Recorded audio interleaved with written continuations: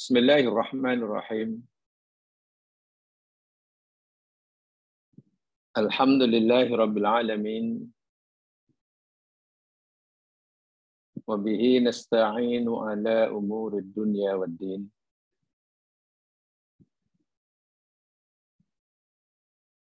Salatu wassalamu ala asyrafil anbiya wal mursalin. Nabiyina Rasulina Muhammad wa ala alihi wa ashabihi wa atba'ihi ila yaumiddin.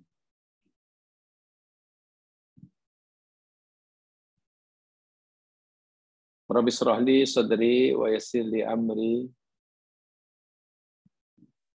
wahlul 'uqdatam min lisani yafqahu qawli.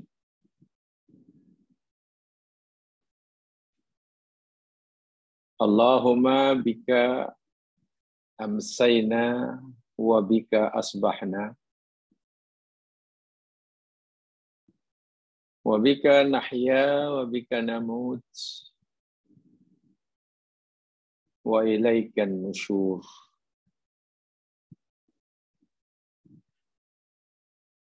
Ya Allah,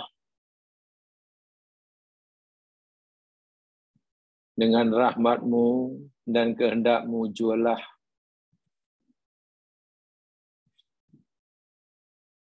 kami hidup sehingga malam hari ini. Dan dengan rahmat dan kehendak-Mu jualah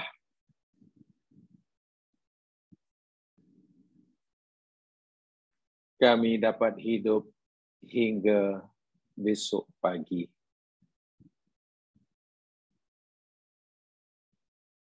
Dengan-Mu dan kerana-Mu, ya Allah, kami hidup. Dengan-Mu dan kerana-Mu, ya Allah, kami akan mati. Dan kepada-Mu lah tempat kembali. Mudah-mudahan zikir pagi dan petang sebagaimana yang dicontohkan oleh Nabi ini, kita beramal dengannya dan kita hayati dengan seksama. Ya Allah, Allahumma bika amsaitu wa bika asbahtu wa bika ahya wa bika amut wa alikan nusyur. Jika pagi dibalik, Allahumma bika asbahtu wa bika amsaitu wa bika ahya wa bika amut wa alaikal masir. Yang maksudnya sama. Kita mengakui dengan sebenar-benarnya, menyadari dengan sebenar-benarnya bahwa kita masih mampu bernafas hingga saat ini, malam hari ini, semata-mata kerana rahmat Allah dan kehendak-Nya.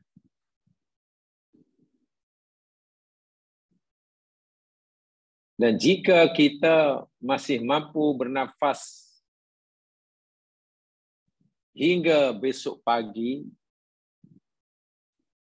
itu pun semata-mata kerana rahmat dan kehendak-Nya juga. Dan kita bersaksi serta berikrar pada Allah Subhanahu wa taala, ya Allah, dengan rahmat-Mu jua dan kerana-Mu jua hamba-Mu menjalani kehidupan ini. Kerana rahmat-Mu dan kerana-Mu jugalah ya Allah, hamba-Mu kelak akan mati. Dan hanya kepada-Mu jua kami semua akan kembali untuk dihimpunkan di hadapan. Luar biasa, Nabi mengajar kita zikir pagi dan petang agar ianya benar-benar memberikan kita kesedaran yang hakiki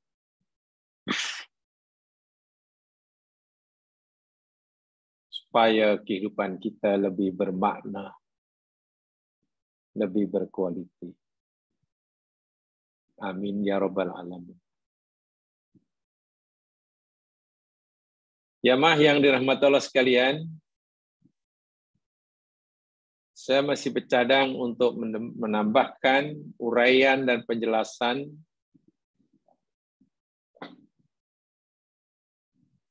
bagi ayat yang ke-18 surah Al-Hasyr yang kita telah mulakan uraian sebagian uraiannya minggu lepas,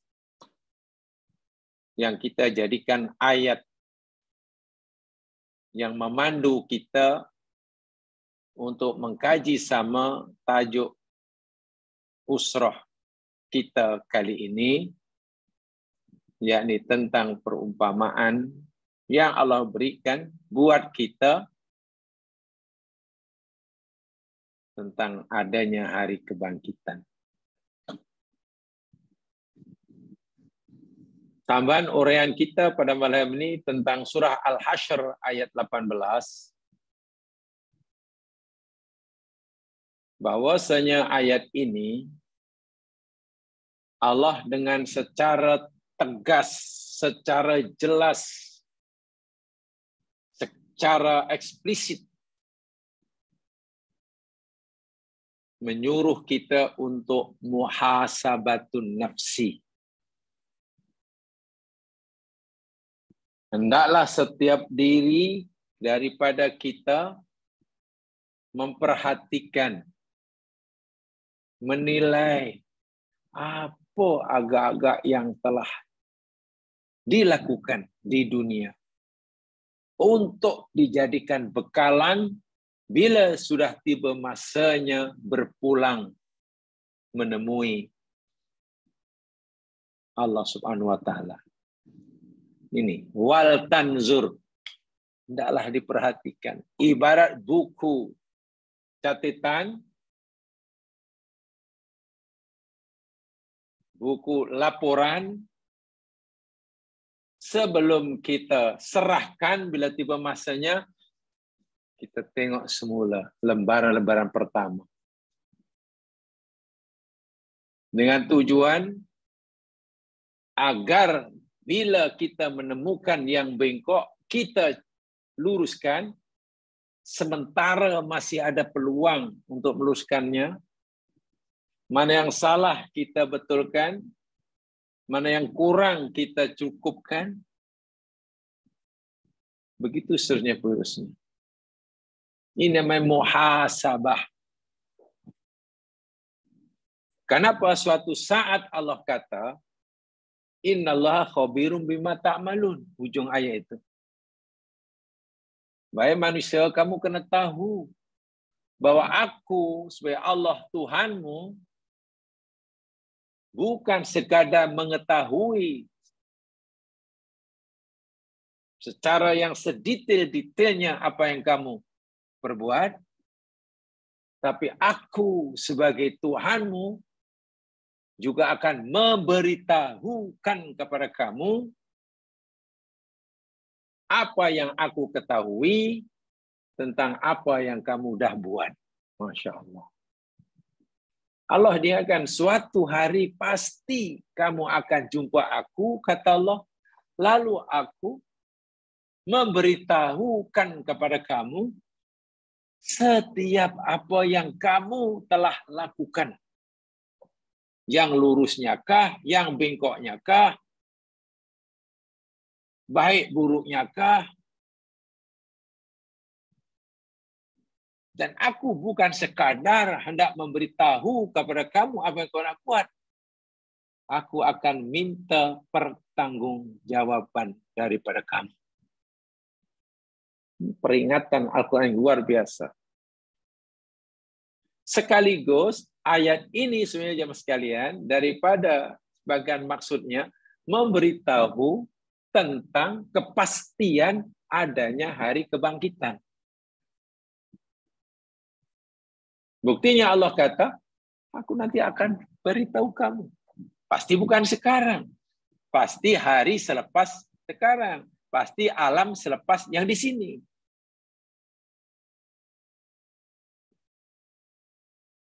Agar kita tidak menyesal kelak sebagaimana ayat yang telah kita baca minggu lepas, surah Al-Fajr ayat 33 dan 34 itu.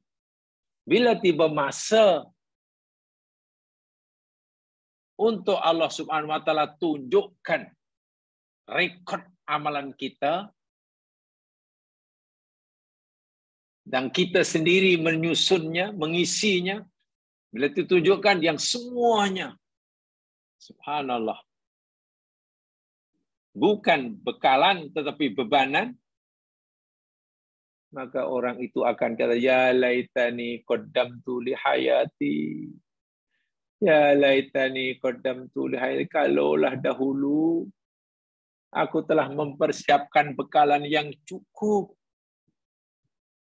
bagi kehidupanku ini.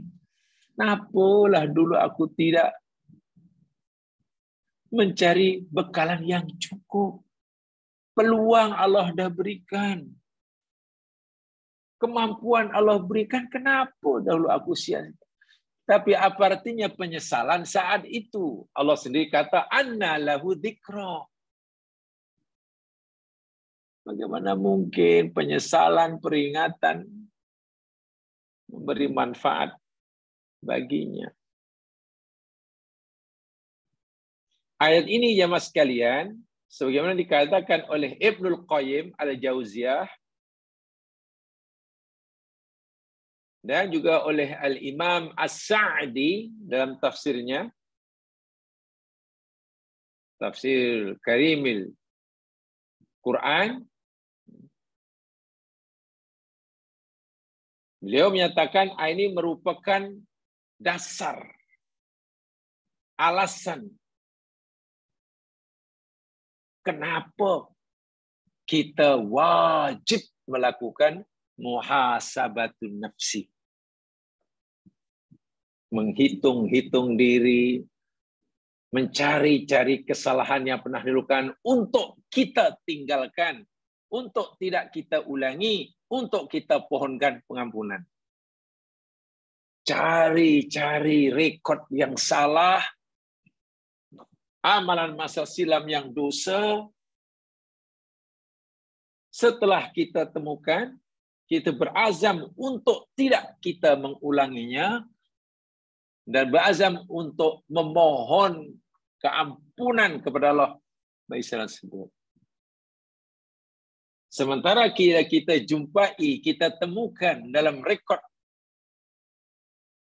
yang lepas yang kita dapat amal kebaikan, kita ucapkan kesyukuran pada Allah, lalu kita berazam, punya keazaman, iltizam yang kuat untuk menjaganya.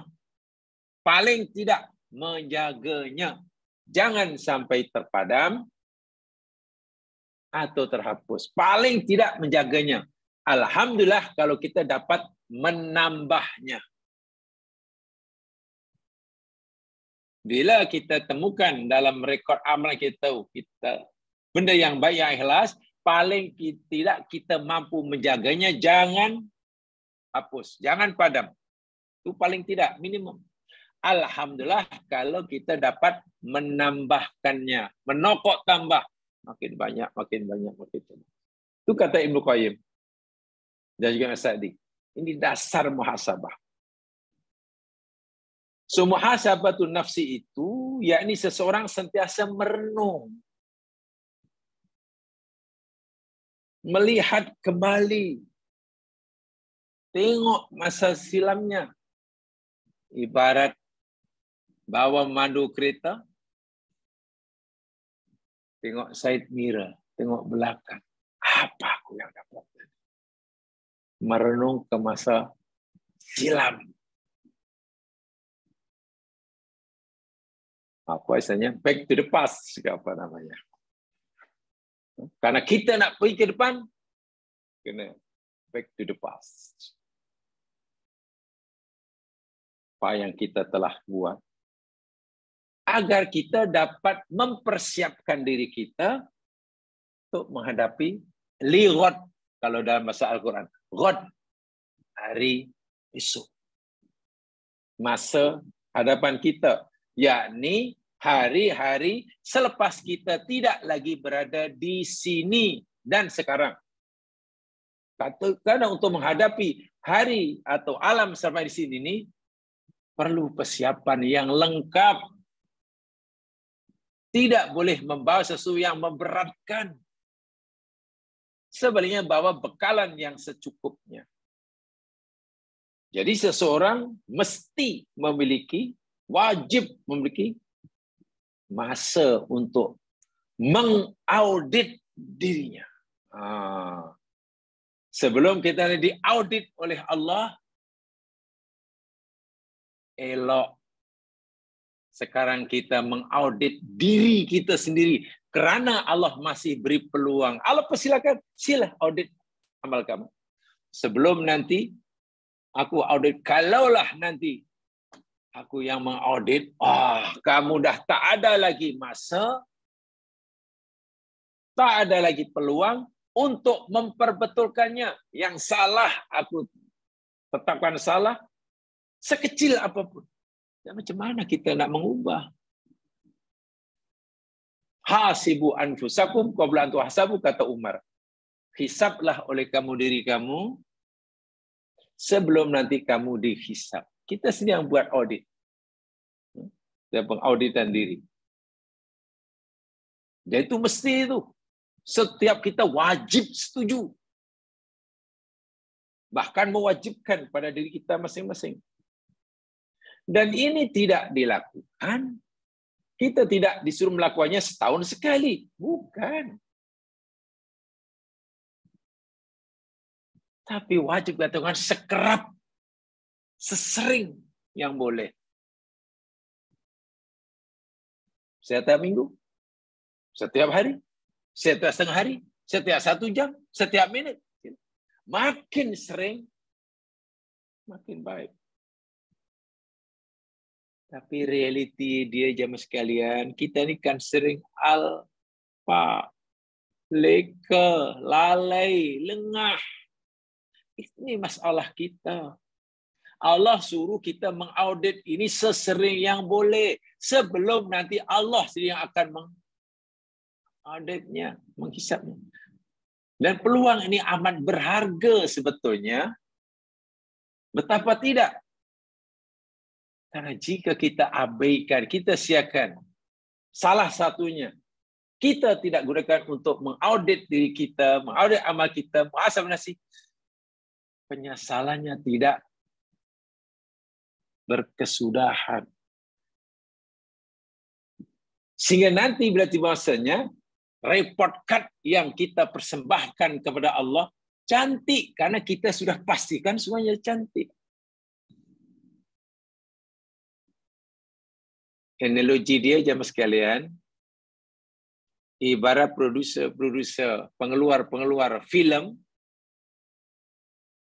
buat penggambaran filem sana, penggambaran berapa lama? Oh, lama. Penggambaran sampai 2 tahun, belum film sampai 3 tahun. Lama. Buat sedikit. Untuk satu adegan pun tak tahu berapa kali take. Untuk ngasih satu tayang selama 5 minit tak tahu itu sudah berapa kali take sudah. Lalu kemudian tengok apa terus ditayang, bila habis penggambaran terus ditayang di pawagam. Tak ada orang nonton. Macam mana? Ceritanya tak jelas. Tak tertib, tak menarik. Apa ni cerita filem apa ni? Sebab itu sebelum ditayang di pawagam, masuk ke bilik untuk diedit terlebih dahulu. Proses editing ada kan? Oh, yang ini sepatutnya dipotong. Oh, ini. Sehingga jalan ceritanya menjadi teratur, menarik. Oh, ini mesti ini sebabnya lepas ini lepas ini mesti ini. Kan ada proses editing tuh, kena edit dahulu. So editor yang mahir akhirnya pastikan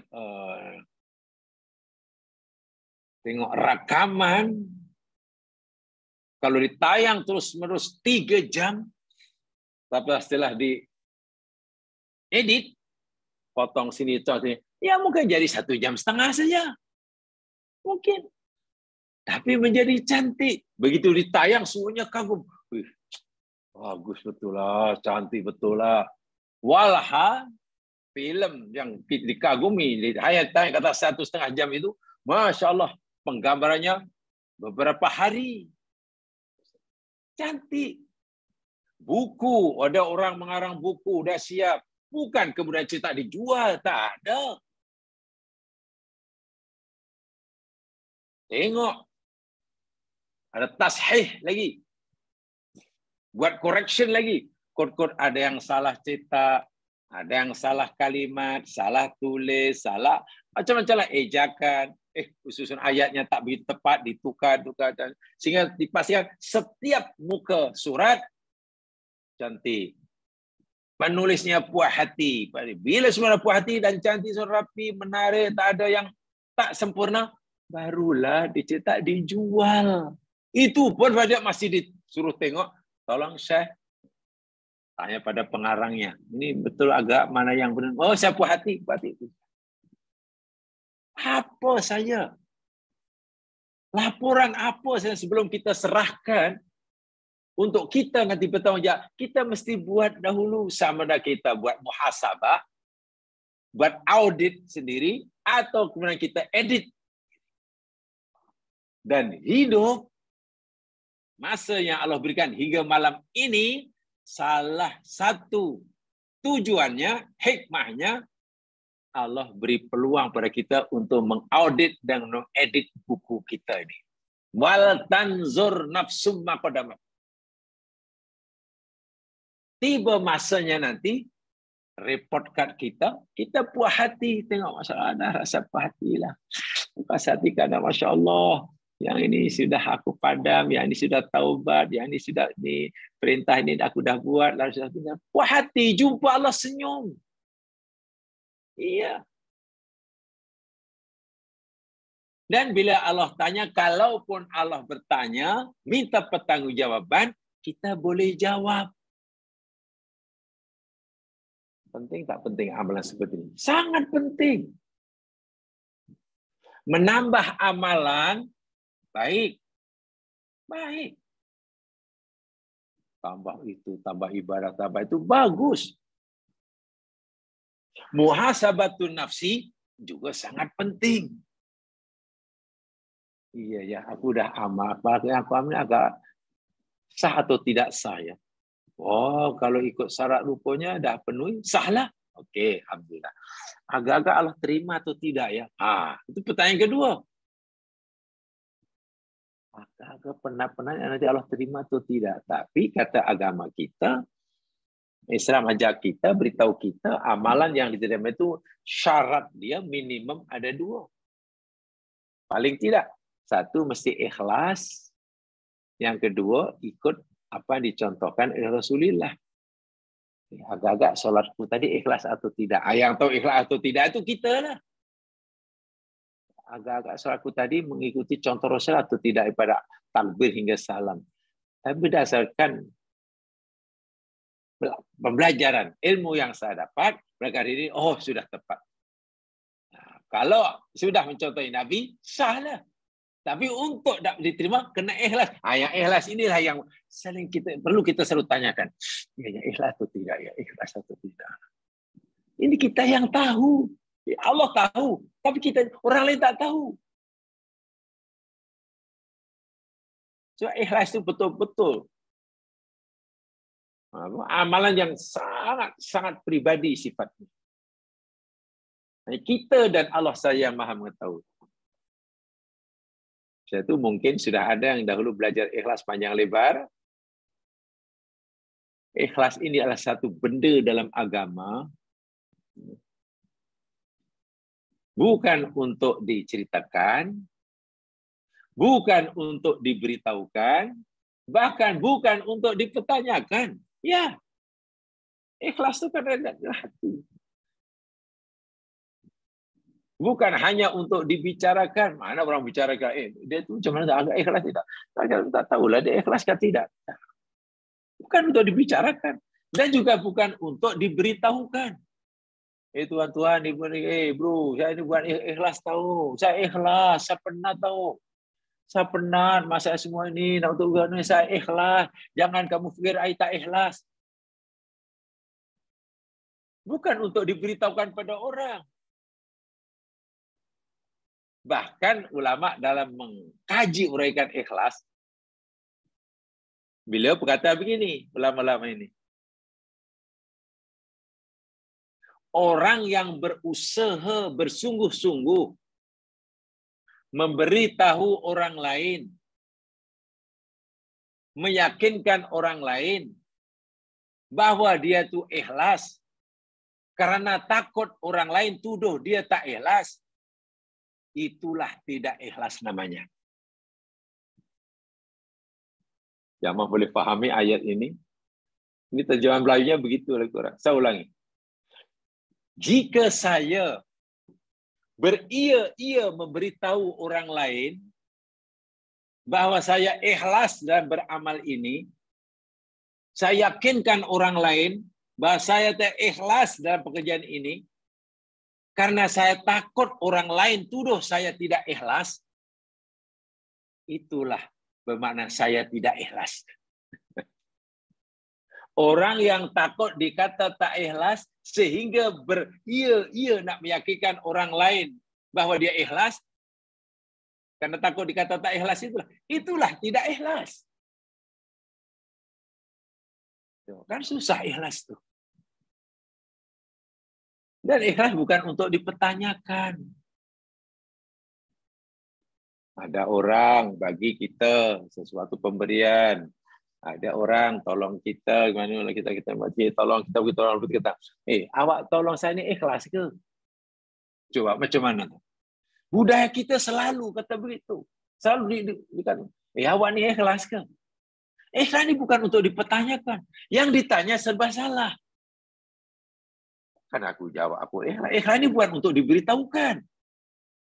Ikhlas ni adalah rahasia Allah.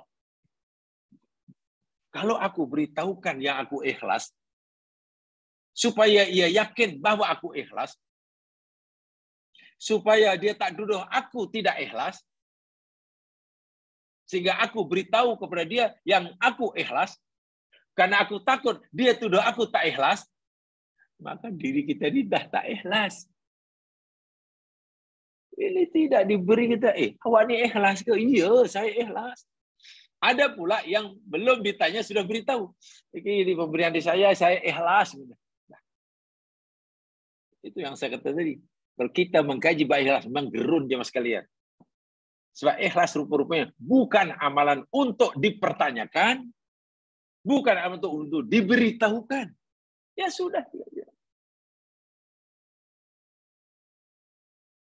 Tapi kan kita belum sekuat itu mungkin.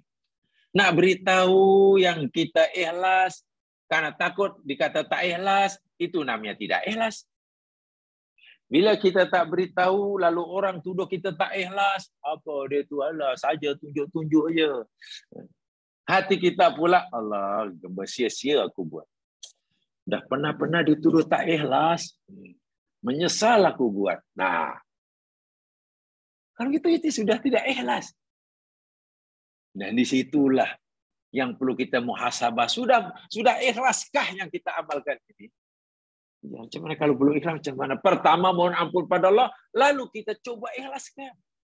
Itu namanya muhasabah. Karena nanti bila kita serahkan amal kita pada Allah, walaupun telah menepati apa dicontoh oleh Nabi, ternyata dia ikhlas, ditolak. Amalan kita serahkan pada Allah, ikhlas sudah, Allah kata. Tapi tidak mengikut Nabi, ditolak juga.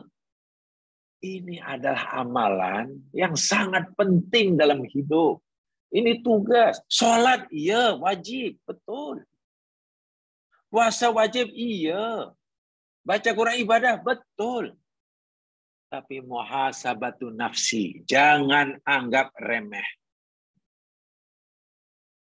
Sholat sekurang-kurangnya tunggu waktu. Belum masuk waktu, tak wajib sholat. Kena ada waktunya, kena tengok tempatnya macam mana, syarat rukunnya macam mana. Lah ni, muhasabatu nafsi ni yang tidak perlu waktu. Tak kenal waktu, tak kenal tempat. Oh, ni sekarang ni belum boleh muhasabah diri sebab ini tengah hari. Saya nak tunggu muhasabah diri kena 3 malam. Tak. Tak ada waktu khusus. Bila-bila. Dan tak kenal tempat. Ini tak boleh ni. Mana boleh saya muhasabah ni? Ini saya sedang menunggu bas di bus stop. Muhasabah itu nanti bila duduk di surau. Mana ada? Allahu Akbar. Dan Allah beritahu kita, rugi serugi-ruginya. Menyesal sesadi-jadinya. Orang yang mengabaikan peluang dan kesempatan ini, di akhirat hanya kata, ya laitani qaddamtu li hayati. Apalah dulu aku tak boleh kenapa. Asyik kenapa? Muhasabatu nafsi. Perintahnya, wal tandur nafsum ma qaddamat. Itulah namanya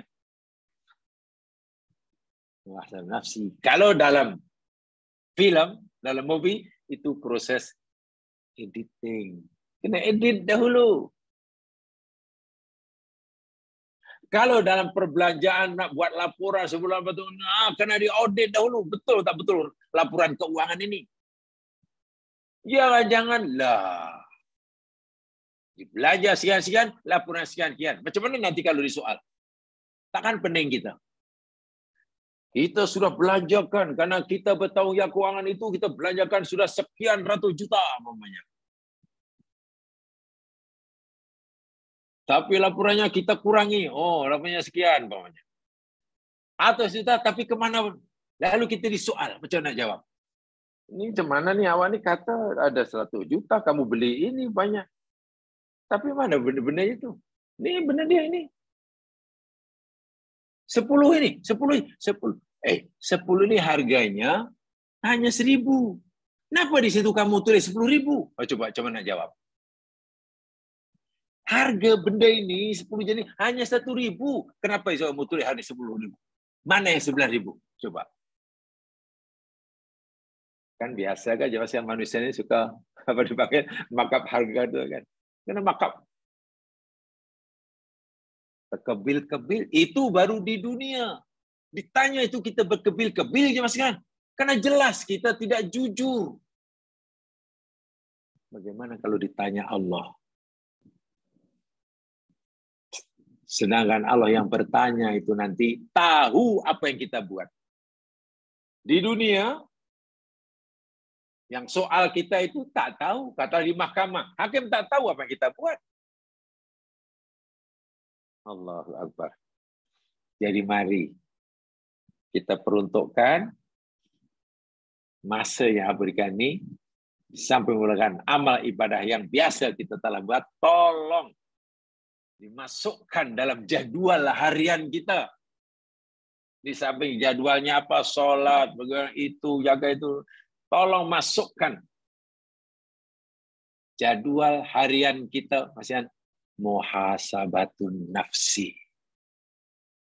Mustahab. Kenapa begitu jamaah sekalian? Karena saya bacakan ya penjelasan dalam bahasa Arabnya. Khalaqallahu ta'ala al-insan bihikmatihi ghaira ma'sumin. Allah Subhanahu wa taala menciptakan manusia dengan segala kebijaksanaannya. Manusia dicipta ghaira maksum, tidak maksum. Tidak terjaga atau terpelihara daripada melakukan dosa. Kenapa Allah cipta manusia ini sebagai makhluk yang tidak maksum? Seperti malaikat, ada hikmahnya. Itulah. Malaikat tak pandai buat dosa. Bukan maksum ya. Memang dicipta bukan, tak erti buat dosa. Kita tidak maksum. Tatanaza'uhu kuwal khair wa kuwal syarr. Dahlah kita tidak maksum, dalam kehidupan sehari kita ini menjadi rebutan. Ditarik kanan, ditarik kiri. Sebelah kanan ada kekuatan menarik untuk kita berbuat baik. Dari sebelah kiri ada kekuatan yang menarik kita untuk buat jahat. Kita pula tak maksum.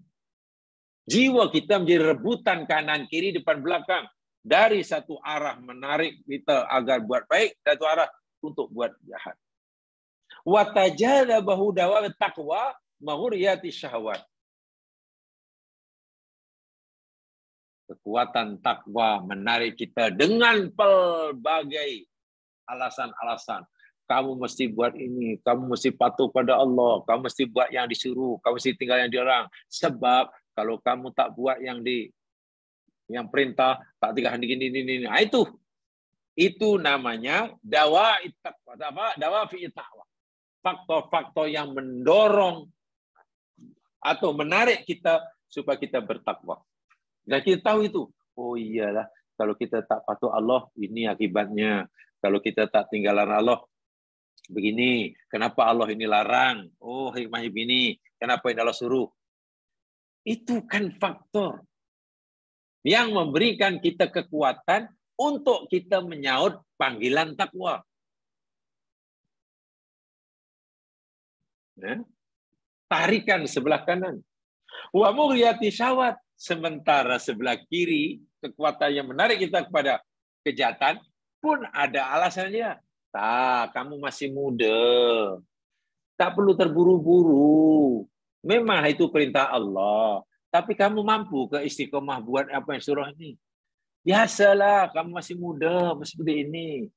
Buat salah apa salah? Buat salah sesekali apa salahnya? Kita bukan Nabi. Oh. Betul, kamu buat salah. Tapi kesalahan yang kamu lakukan itu kesalahan kecil saja. Dosa kecil saja. Bukan dosa besar. Lagi pula dalam dosa kecil, sikit pula.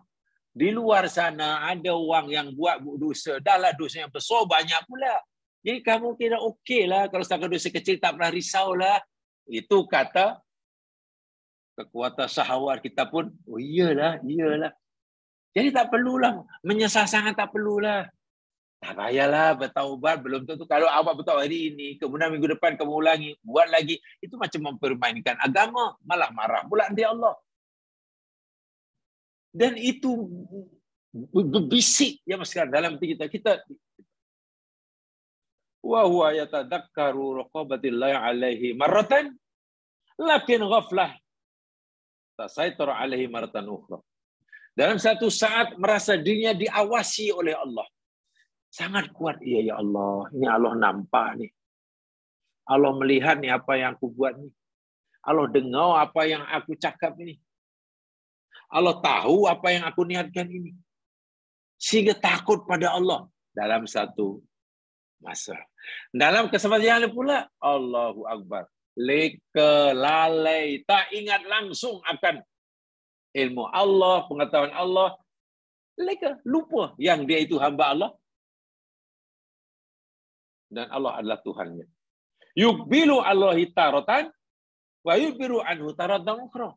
Sehingga hidup kita ini kadang-kadang kita menghadap, berjalan, menemui Allah ke depan, kadang kita berbalik ke belakang, menjauhkan diri pada Allah.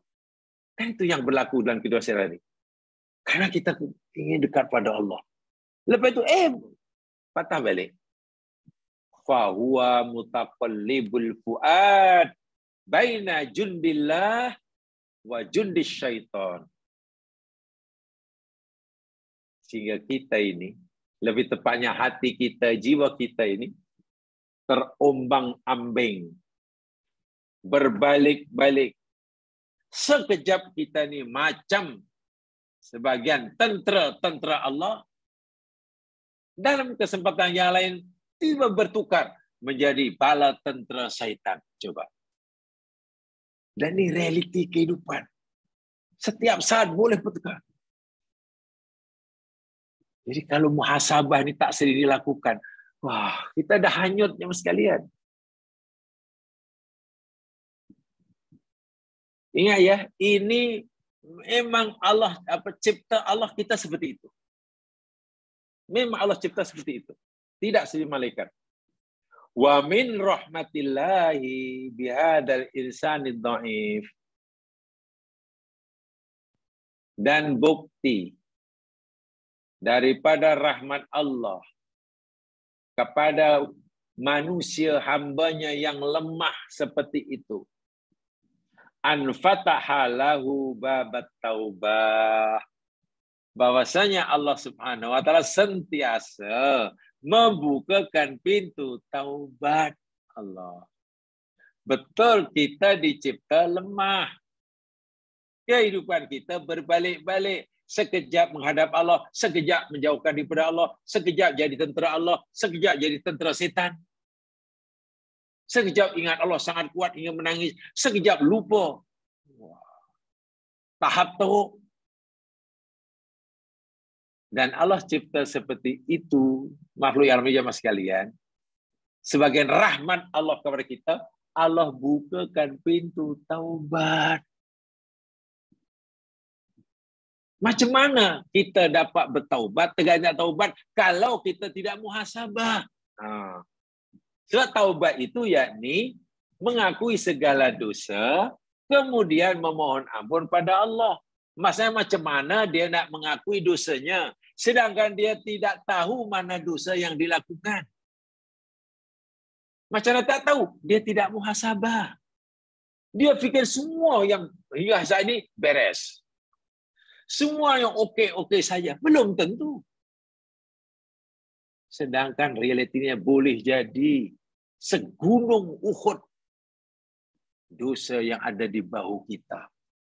Tanpa kita sedari. Itu untuk dapat menyadari, mengakui, menemukan dosa-dosa yang telah terlanjur dilakukan, muhasabah. Itu maksudnya wal tandur nafsu maqdamat, kata Allah. Tengok. Cek dahulu. Bukan hanya cek, check and recheck. Check and recheck. Wa arsyadahu ila tariqil muhasabah. Dan Allah lorongkan kepada hamba yang lemah seperti itu jalan untuk muhasabah. Itulah rahmatnya. Wa bayyana lahu ahammiyata muhasabatihi li nafsihi. Bukan itu saja. Allah bukan sekadar melorongkan jalan pada kita untuk muhasabah. Untuk terbuka pintu taubatnya. Bahkan Allah terang dan jelaskan pada kita betapa pentingnya muhasabatu nafsi bagi setiap diri insan qabla ayyaqifa amamallahi ta'ala. Muhasabah yang mesti dilakukan sebelum hamba tadi berdiri seorang diri di hadapan Allah Subhanahu wa taala.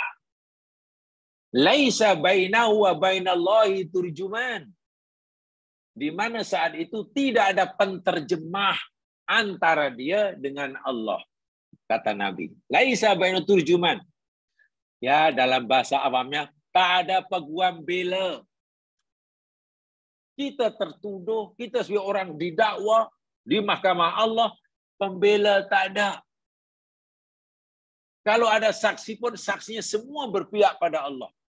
Tangan memberi kesaksian bukan bagi pihak kita.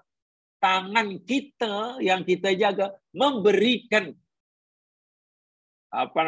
kesaksian, keterangan bagi pihak Allah. Waktu kalimuna aidihim, Allah kata, tangan-tangan mereka akan bercakap bagi pihak kami, untuk kami. Benar ya Allah, saya tangan yang kau berikan pada hamba ini ya Allah, betul. Tangan ini aku ni digunakan oleh hamba ini untuk buat ini gini. Tengok. Bukan membela kita, tangan kita pun tak membela kita. Tangan yang dialantai oleh jadi saksi memberikan keterangannya untuk memberatkan kita, bukan meringankan. Wa tashhadu arjuluhum, kaki kami jadi saksi bima kanu yaksibun.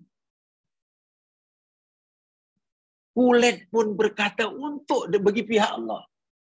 Tapi macam mana lidah yang sekarang ini di dunia itu fasih bercakap, pandai mengelak, pandai berhujah. Al-yauma nakhtimu ala afwahihim. Pada saat itu, pada hari itu, mulut mereka yang rajin bohong itu kami kunci. Sehingga kemampuan ia untuk berbohong sudah tidak ada lagi. Nah, sebelum peristiwa seperti ini, yang dahsyat ini, Allah bagi kita peluang, bukakan pintu taubatnya. Dilorongkan jalan untuk muhasabahnya. Dijelaskan betapa pentingnya muhasabah itu bagi setiap kita. Karena kita lemah. Sekarang kita bayangkan bagaimana kalau peluang ini kita sia-siakan lagi sekali. Kan berat ya. Situ bila Allah Subhanahu wa taala Al-Hasr 18 itu bukan ayat biasa, itu ayat yang sangat dahsyat. Peringatan yang sangat keras lah. Fayuhasibuhu ala a'malihi wa rahatihi wa sakanatihi. So, bila nanti sudah jumpa Allah depan Allah dan Allah yang akan menghisap kita, Allahu Akbar. Allah yang akan menghisap amal kita itu maha mengetahui apa yang kita buat. Gerak-gerik kita, diam bicara kita, duduk berdiri kita di rumah atau di Masjidil Haram atau ketika menyambung bercuti di Laut Mediterranean umpamanya. Semua direkodkan. Ya, apa pasal hambaku ini? Tempoh hari di Multazam bukan main khusyuk. Macam waliullah. Masih di Multazam macam waliullah kekasihku menangis-nangis. Baru beberapa hari sekarang sedang bercuti di tepian Laut Mediterranean. Kemudian, kenapa pula lain perangainya? Allah tahu dan Allah rekod dan ini yang akan disoal.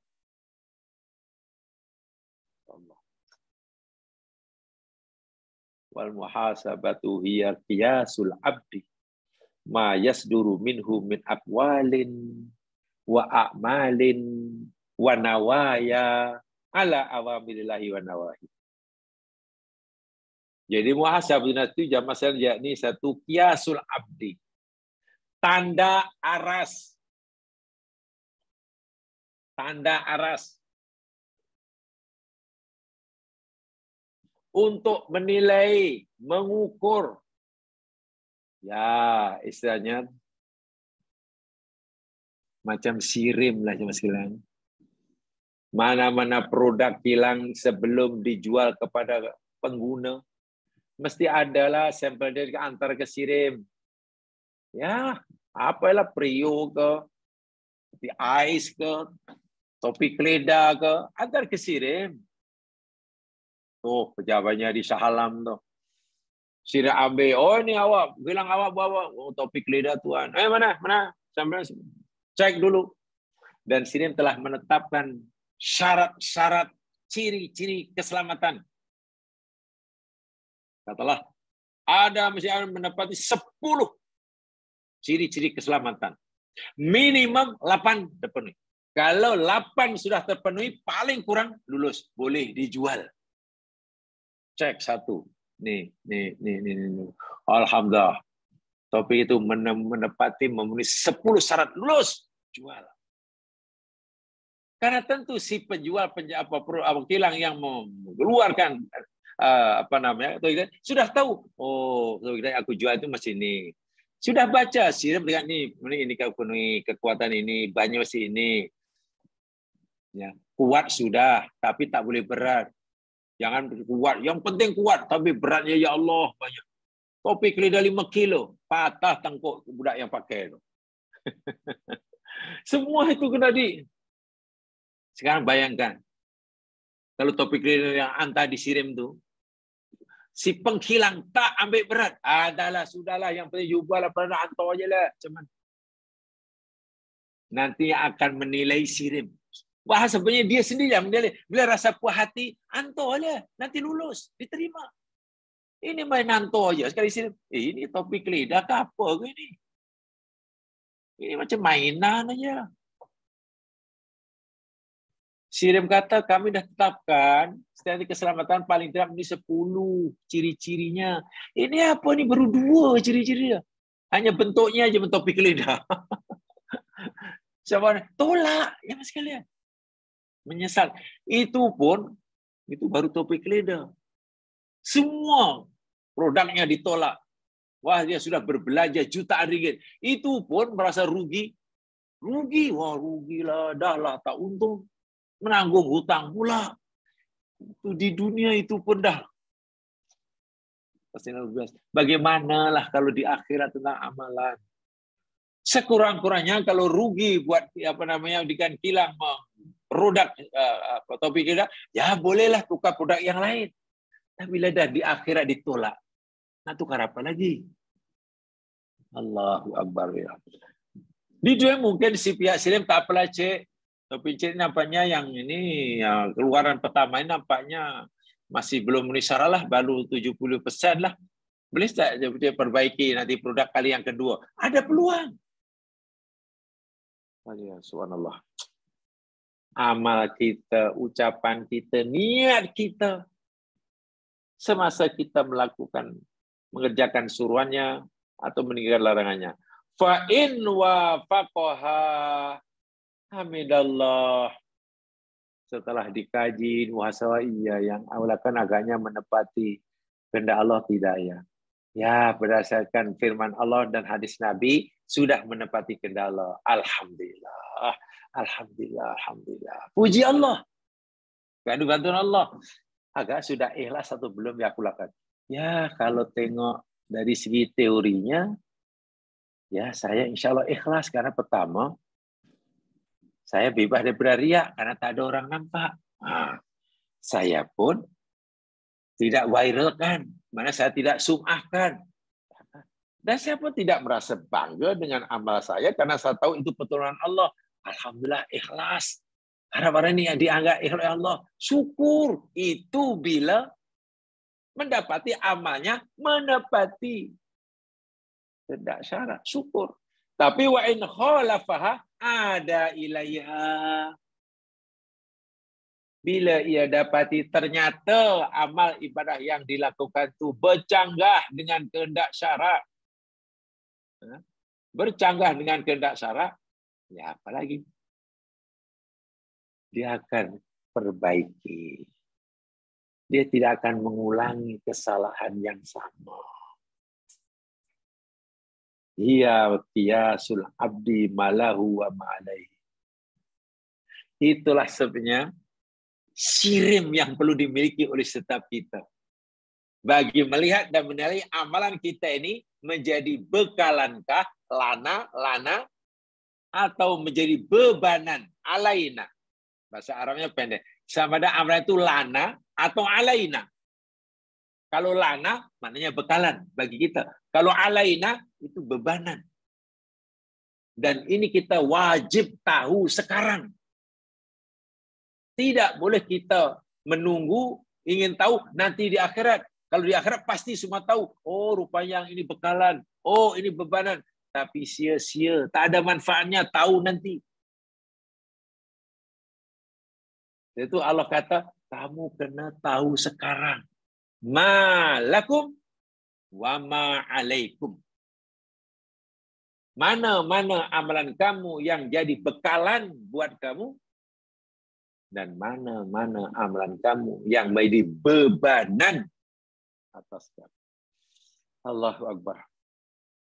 Fayastasbihu ma lahu wa yaduma alaihi wa yastadriku ma fatahu.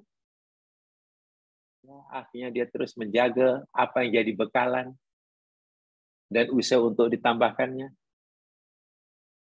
Dan juga menanggalkan, menghilangkan apa yang jadi bebanannya. Kenapa? Li'annahu musafirun safara man la ya'ud. Karena selepas di sini,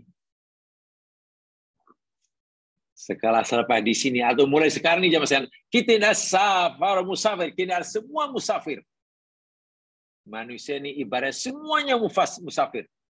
Nak pergi ke destinasi yang sejauh dan tidak akan kembali. Orang merantau selama manapun, pasti rindu kampung halaman.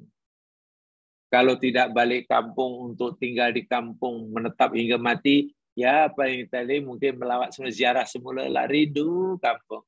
2 tahun balik, 3 tahun balik. Ya, perantau balik. Pergi haji 45 hari, lama tuh, balik. Belajar ke luar negeri daripada sekolah rendah hingga PhD, bertahun-tahun kerja di sana. Keinginan untuk balik itu sentiasa ada. Sebab itu pantang nampak peluang. Bila nampak peluang aja terus cari tiket terbang. Musafir di dunia ini jamaah sekalian, sejauh manapun, selama manapun, pasti ingin balik dan berjaya balik. Itu baru di bumi. Orang Nabi bulan pun tak boleh tahan lama-lama di sana. Ya paling-paling hanya sebulan 2, lepas itu balik ke bumi. Tapi semua kita ini sedang musafir, bukan ke luar negeri. Bukan. Bukan ke asal lepas. Setiap kita ini sedang melakukan perjalanan musafir ke destinasi yang bila kita dah sampai itu tak akan balik ke sini. Sebab itu Allah kata, cek dahulu bekalan kamu. Mula saja kita mati. Tamat. Habis. Tempoh hayat yang Allah tetapkan buat kita, kita tidak lagi berada di sini, pindah ke alam namanya barzah. Saat itu kita dah tak balik lagi lah. Tak balik. Mana ada mati balik. Hanya cerita-cerita tahayul yang minta maaf. Ramai orang percaya itu sebenarnya diharamkan tu ya. Bisikan orang mati hidup semula, Allahu Akbar. Konon ada di sini dulu ada orang mati. Dia nak dara, matinya pula dibunuh kejam oleh 5 orang. Oleh 5 orang lelaki. Setelah dirogol dengan sangat sadis, mati. Bangkainya pula dicampak ke sungai itu. Akhirnya konon mayat itu mengamuk, balas dendam, lalu hidup sebelah ke dunia. Hidup ke dunia, mengganggu yang hidup. Tiap kala mencari bangsanya. Jadi hantu. Mana ada orang mati hidup semula ke dunia. Itu kepercayaan Hindu mungkin. Tapi orang Islam tidak boleh percaya itu. Reincarnation ini tidak ada. Menurut kepercayaan agama Islam tidak ada. Reinkarnasi itu mungkin ada dalam agama yang termasuklah agama Hindu yang ketara. Itu tidak ada, mana ada orang mati hidup semula. Tapi orang Melayu percaya pula, oh itu ada buat cerita hantu Kak Limah katanya. Maknanya mungkin itu Kak Limah mati, tidak tenang di sana, balik ke dunia jadi hantu. Astagfirullahaladzim. Subhanallah, jangan. Bila dah mati sudah tak akan kembali. Itu keyakinan orang mukmin. Kepercayaan bahawa orang yang mati balik ke dunia itu bukan daripada agama Islam. Minta apa itu daripada agama-agama pagan. Paganisme. Bukan agama Islam. Bukan. Itu agama-agama pagan. Paganisme. Yang itu apa? Reincarnation. Katanya re itu kembali, into dalam, masuk. Kanish itu maknanya daging. Asal itu re kembali, in dalam atau masuk, kanish itu daging. Kanish itu daging. Kan ada carnivora, carnivore, itu bukan bahasa Inggris itu sebetulnya. Jadi maknanya masuk semula dalam daging. Jadi orang mati karena tersesat, tak nyaman di sana, belum sempurna, balik ke dunia. Masuklah. Kalaulah nyawa itu hina, masuk menjadi binatang, tubuh binatang yang hina. Jadi monyet ke, jadi burung ke. Selagi belum sempurna, tak boleh terus berjalan, menjalankan perjalanan balik ke dunia. Itu kan perjalanan Hindu. Islam tidak meyakini adanya. Sudah, musafirun safaron man la ya'ud. Setiap manusia menurut agama Islam yani sebagai musafir menuju destinasi terakhir yang tidak akan kembali. Tak akan toleh belakang, apalagi patah balik. Tidak ada. Wa qad kana ba'du, tadi telah sampaikan, sehingga orang salafus soleh jamaah sekalian, saya ingatkan sekali, minggu lepas saya dah sampaikan, adat kebiasaan orang soleh ini, walaupun ini mungkin tidak ada contoh daripada Nabi, tapi ini adalah satu upaya sendiri macam mana supaya dapat membudayakan muhasabun nafsi. Coba saya katakan, ramai orang soleh dahulu jamaah sekalian, itulah bila keluar pagi ada bawa batu, kerikil kecil aja. Kalau rasa saya telah buat salah, ambil satu masuk kocek kiri. Rasa saya telah melakukan kebaikan, ambil satu kerikil masuk kocek kanan. Begitulah hingga petang hari. Bila malam nak tidur, dikeluarkanlah batu di kocek kanan, di kocek kiri. Lalu dikira. Yang kocek kanan itu tadi amal baik ada berapa ya? 1, 2, 3, ada 9. Hari ini hanya mampu buat 9 kebaikan. Tengok batu di kocek kiri, baru 1, 2, 29. Jadi bila dia sedar, sebab itu bagi mengingatkan diri sendiri ya, dan itu boleh.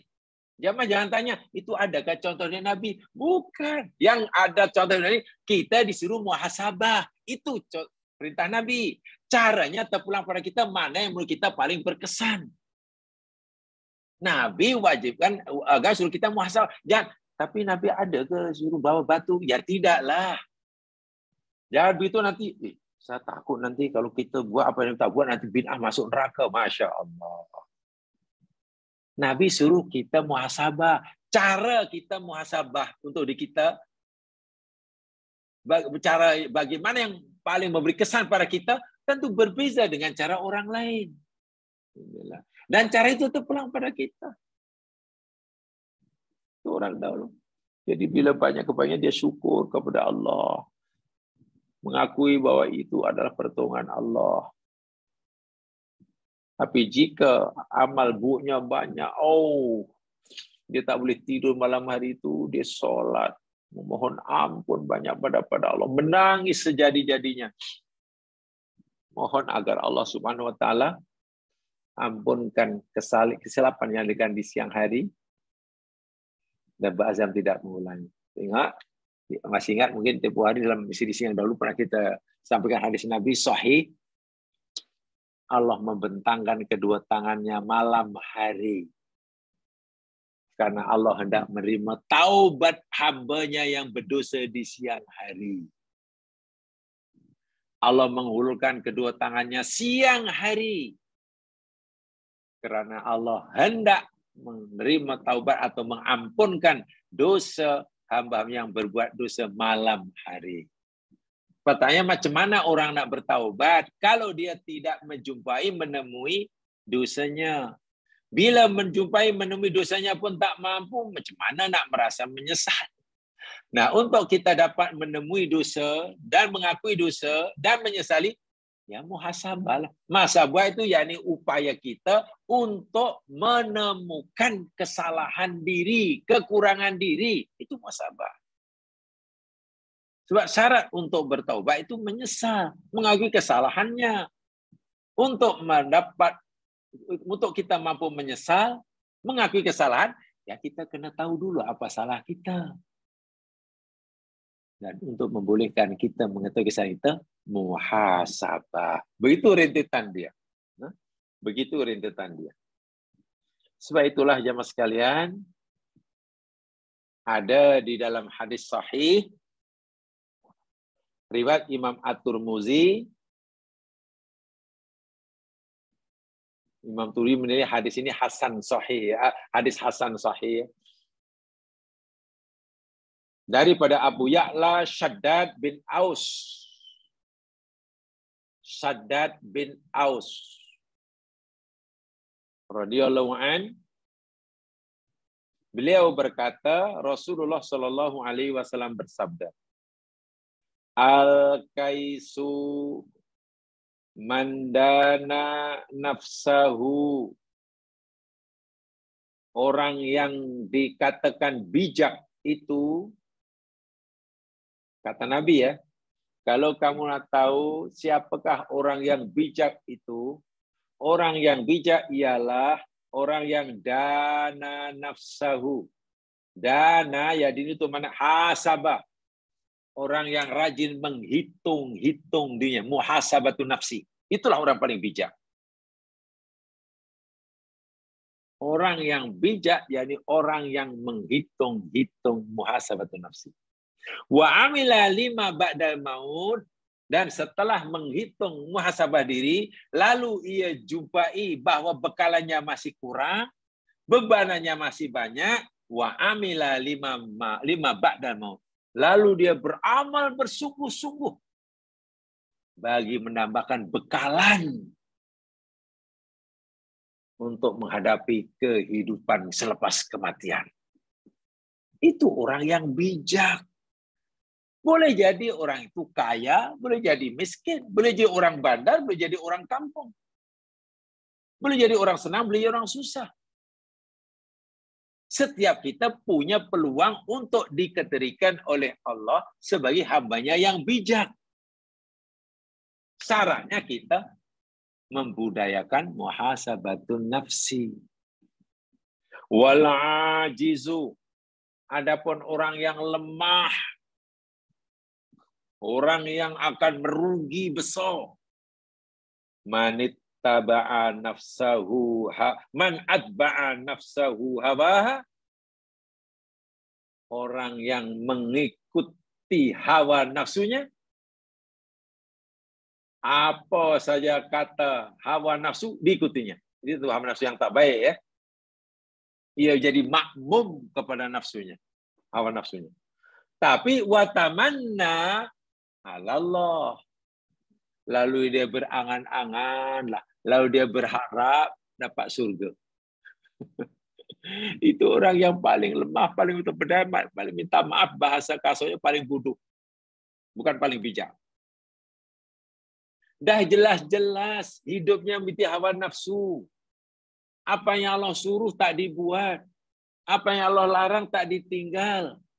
Banyak kesalahan tak disedari karena tak muhasabun nafsi. Bekalan masih terlalu sedikit, tapi dia tak menyadarinya. Bekalan masih terlalu banyak, tapi tak mengisafinya. Tapi dia berharap, ya Allah, masukkan kami dalam surgamu, ya Allah. Bersama orang yang soleh, orang yang siddiqin. Katanya itulah orang ajiz. Lawannya kais. Kalau kaisun bijaksana, ajiz itu bodoh. Mengharapkan surga, sedangkan bekalan tak ada, bebanan menumpuk-numpuk. Nabi kata tamanna, mimpi itu orang mimpi itu.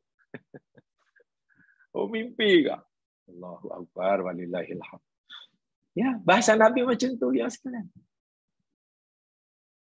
Jadi kalau kita mengharapkan surga, tapi kita tidak muhasabah diri bagi menemukan sudah berapa banyak bekalan dan masih ada atau tidak bebanan, itu kita dengan orang hanya bertamani saja, kata Nabi. Itu kawannya tamani.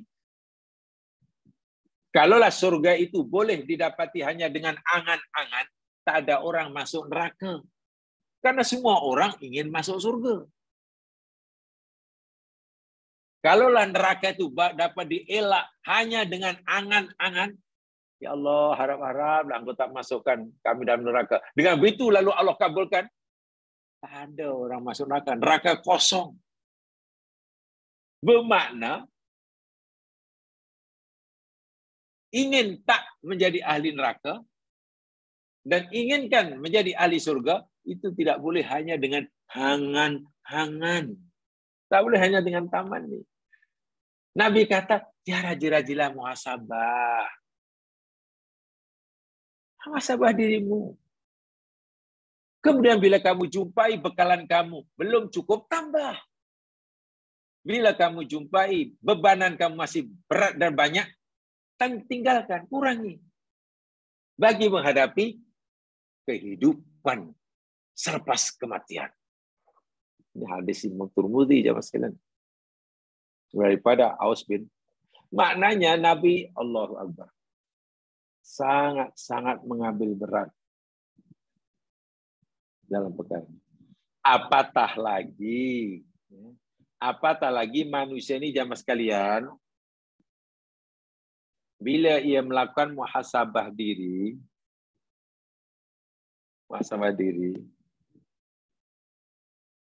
itu pasti akan berjaya. Jika manusia ini coba introspeksi, manusia ini coba self-correction, manusia ini coba mencari-cari kesalahan dan dosa yang pernah dilakukan, Allah jamin, pasti manusia akan menemukannya. Iya, sarannya dilatih terus dan ikhlas. Allah telah beri kita kemampuan untuk dapat menemukan kesalahan-kesalahan yang telah kita lakukan walaupun sudah beberapa tahun yang lalu. Syaratnya kita rajin muhasabah diri. Allah beri kita kemampuan, setiap kita. Mana dalilnya? Coba jamaah buka Al-Quran. Surah Al-Qiyamah ayat 14. Coba. Ya. Al-Qiyamah ayat 14. Ini dalil. Yang tadi saya katakan, manusia oleh Allah Subhanahu wa taala, surah yang ke-75 ya. Diberi kemampuan oleh Allah Subhanahu wa taala untuk dapat menemukan kesalahan-kesalahan yang telah dilakukan. Walaupun mungkin sudah beberapa bulan, beberapa tahun. Syaratnya rajin muhasabah. Tidak ada yang Allah tak bagi kemampuan untuk melakukannya. Ini ayatnya. Saya baca di ayat 13, surah Al-Qiyamah, surah yang ke-75.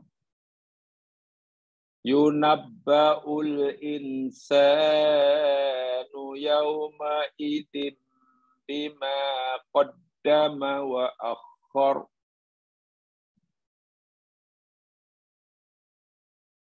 Yunabba'ul insan, akan diberitahukan manusia yauma'id, pada hari itu. Setiap manusia oleh Allah pada hari itu, yakni pada hari kiamat nanti, di hadapan mahkamah Allah. Setiap manusia akan diberitahukan kepadanya bima qaddama wa akhara. Apa-apa yang dia telah lakukan dan apa-apa yang dia telah abaikan. Makna yang sebenar, apa-apa yang dia telah lakukan, sesuatu yang sepatutnya ditinggalkan, dan apa-apa yang ia tinggalkan, sesuatu yang sepatutnya dilakukan. Ditunjuk tuh. Nih, amalan ini sepatutnya dahulu kamu buat. Kenapa kamu tinggal? Amalan ini pula seharusnya dahulu kamu tinggalkan. Kenapa kamu lakukan? Ini ditunjukkan. Ini sepatutnya kamu tinggalkan, maka kamu buat. Yang ini sepatutnya kamu buat. Kenapa kamu tinggal? Ditunjukkan. Pertanyaannya, bila Allah tunjukkan itu, adakah manusia memahaminya, mengetahuinya, menyadarinya, mengakuinya? Walaupun itu sudah berlaku tak tahu berapa juta tahun lalu semasa hidup di dunia. Dalam rekod ada. Apa Allah kata? Bal balil insanu ala nafsihi basirah. Allahu akbar walillahil hamd. Bukan segera manusia tahu selepas diberitahu. Jika sekiranya Allah belum beritahu sekalipun rekod amalan dia, bahkan al-insanu manusia ala nafsihi ke atas dirinya sendiri basiratun. Basir itu mana kan melihat ya. Nama Allah Basir, yang maha melihat. So Allah beri kita kemampuan melihat, mengetahui apa yang kita lakukan diri sendiri. Artinya, jangankan selepas Allah beritahu kita apa yang kita dah buat di dunia, catatan amalan. Jika Allah belum beritahu pun, lalu Allah kita tengok sendiri amalan kita, kita akan, oh iyalah, saya ingat ni, saya mengaku ini benda yang aku buat yang sebenarnya aku tak buat. Ini benda yang aku tak buat yang sebenarnya aku buat. Basirah. Basirah itu bukan hanya nampak. Nampak terang seterang-terangnya. Di akhirat semua terpampang ya Mas Kiran. Saya ulangi. Walaupun jika sekiranya Allah belum beritahukan, manusia itu sudah tahu. Tapi macam mana nak mengubah masa itu? Tak boleh. Rasa aku nak ubah. Mana boleh? Tadi sudah dipahat. Bukan ditulis dengan dakwat istilahnya. Bagaimana terkejutnya ya. Di dunia dahulu pun saya tahu. Aku tahu nih sebetulnya ini perintah. Dan aku dah dengar ini wajib aku buat. Tapi tak apalah, aku tinggal aja lah. Tahu. Masa dunia pun tahu yang benda itu mesti dibuat. Tapi dia memilih untuk meninggalkannya. Masa di hidup dunia sudah tahu benda itu sepatutnya ditinggalkan. Tetapi ia memilih melakukannya. Iya. Walau alqa ma'azirah. Ayat selepasnya tengok. Walaupun manusia itu ingin mengemukakan alasan-alasan. Katalah, benar ya Allah, ini dahulu hamba melakukannya. Hamba mengaku ya Allah. Tapi ya Allah, hamba mengaku ini kerana, ini nama azirah. Alasan, keuzuran. Dia nak coba bukan alasan. Karena gini ya Allah, dahulu kami gini, sebab itulah kami buat ini. Betul kami salah, tapi kalau nak salah betul pun taklah betul salah. Karena gini. Apa kita fikir, apa manusia fikir alasan itu akan diterima oleh Allah? Walau alqa ma'adzirah. Walaupun dia mengumumkan alasan-alasan manusia. Allahu akbar walillahil hamd. Kalaulah alasan ikan oleh manusia di hadapan pengadilan Allah itu Allah terima, wih ramai yang terlepas di neraka ya sekalian. Yang buat salahkan setan lah, salahkan nafsu lah, salahkan kawannya lah, salahkah yang mendidik lah, anak salahkan orang tua lah, suami salahkan istri lah, istri salahkan suaminya lah.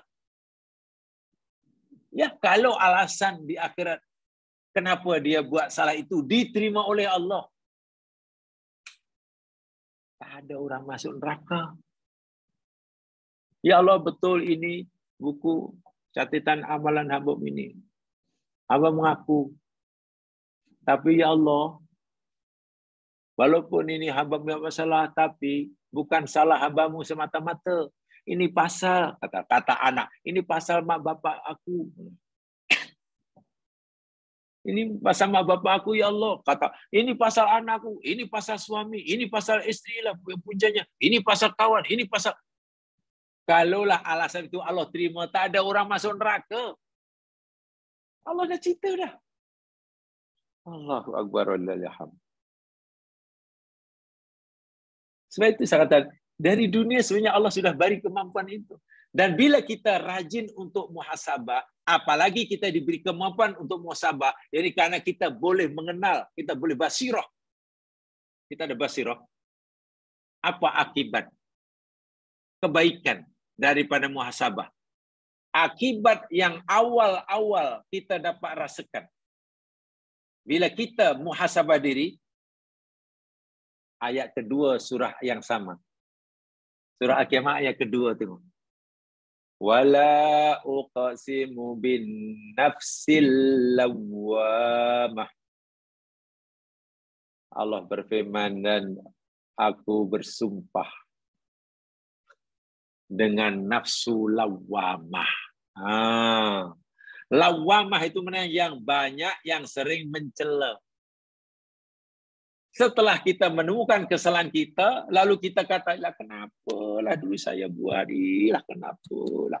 Dia kutuk diri kita sendiri. Kita mengutuk, menyalahkan diri sendiri. Kita mencela diri kita, mengejek diri sendiri, mentertawakan diri sendiri. Dengan mengejek, mentertawakan diri sendiri, kita timbul penyesalan. Nah, penyesalan itulah yang mendorong kita untuk astagfirullahaladzim, untuk menangis. Itu manfaat dia. Allah bagi kita kemampuan lawamah. Kecewa, menyesal, untuk diri. Kalau sebelum muhasabah diri, dia sering mentertawakan orang lain, dan itu dosa. Selepas ia rajin muhasabah diri, dia lebih banyak mentertawakan diri sendiri. Nah, rupanya aku ni teruk, rupanya aku ni teruk. Selama ni aku mentertawakan orang. Karena aku fikir orang tu teruk, orang tu aku baik. Rupanya selama aku bercermin diri, rupanya aku lebih teruk. Akhirnya kita mengejek, mentertawakan, menghina diri sendiri. Timbul penyesalan. Lawamah. Ya, ayat-ayat seperti inilah yang dahulu telah tersepakati. Tajuk-tajuk seperti inilah yang dahulu pernah saya sampaikan. Memang saya akan berikan keutamaan dalam pembicaraan kita ini.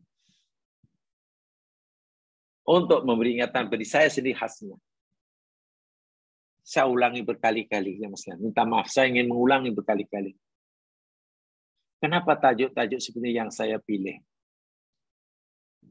Saya akan ulang-ulang apa yang pernah saya sampaikan. Alasan saya ini mengingat, memandangkan usia kita semakin lanjut. Saya ulangi, minta maaf, mungkin agak kasar sedikit. Saya merasakan karena saya semakin lanjut. Bila semakin lanjut, maknanya baki usia saya makin kurang. Bila baki usia saya makin kurang, masa untuk saya mempertanggungjawabkan amalan saya semakin hampir. Bila sudah begitu kenyataan dan realiti dia, sudahkah saya punya persiapan yang matang untuk mempertanggungjawabkan rekod amalan itu?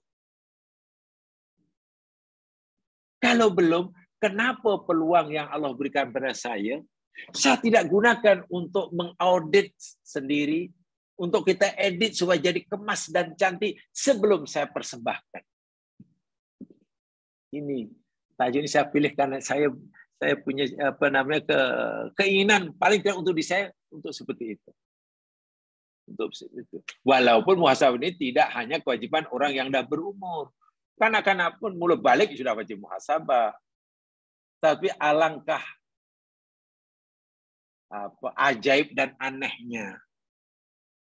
Kalau kanak-kanak yang baru balik 15-20 tahun belum matang muhasabahnya, itu mungkin logik akal boleh menerima, muda lagi. Mungkin, walaupun itu tak betul juga. Tapi aneh bin ajaib. Minta maaf kalau saya katalah sudah tidak muda lagi. Tapi belum mau muhasabah. Ya masih fikir yang bukan-bukan. Aneh. Dan saya yakin, kalau saya tidak muhasabah, maknanya saya tidak sayang pada diri saya. Bagaimana saya dikatakan sayang diri saya? Jika tanpa saya sadari, saya sebenarnya sedang menjerumuskan diri saya ke lembah kebinasaan yang tidak berakhir dan berujung. Macam mana saya dianggap sayang kepada saya?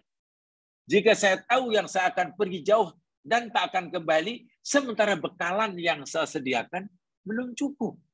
Sayang apa itu? Kalau saya sayang pada saya mesti cukupkan. Saya keluarkan. Buat apa? Itu tujuan saya memilih tajuk ini. Bersiri-siri dahulu dan ingat ini. Sebab itu mungkin dahulu beza ya, mungkin dalam 20-30 tahun dahulu ya tajuknya tidak seperti ini ya sekian ya. Bahkan sekarang saya mengajak katalah kan agar ya depan anak muda ya tentu bukan ini penumpuannya. Nah, itu tujuan saya. Betul-betul memang niat awal untuk mengingatkan diri saya sendiri. Sebab walaupun saya sedang bercakap dan mungkin jamaah sedang mendengarkan, kan saya tidak berhadapan dengan jamaah sekalian. Kan saya tidak menghadapkan di sini. Jadi saya merasakan saya bercakap untuk kepada diri saya sendirilah. Di sini tidak ada karena kita ada orang dari mana di sini lah. Hanya jika kebetulan suara saya jamaah boleh dengar dan bermanfaat, alhamdulillah. Alhamdulillah. Itu yang saya niatkan daripada awal.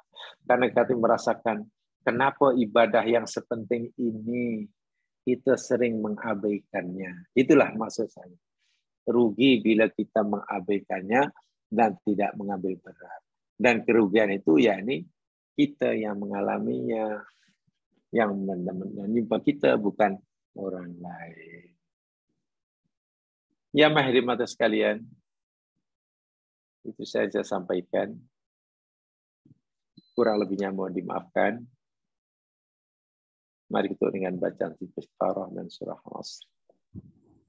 Subhanakallahumma wa bihamdika asyhadu an la ilaha illa anta astaghfiruka wa atubu ilaik. A'udzu billahi minasyaitonir rajim. Wal 'ashr. Innal insana lafi khusr. Illa alladziina aamanu wa 'amilus shalihaat wa tawassaw bil haqq wa tawassaw bis sabr. Assalamualaikum warahmatullahi wabarakatuh.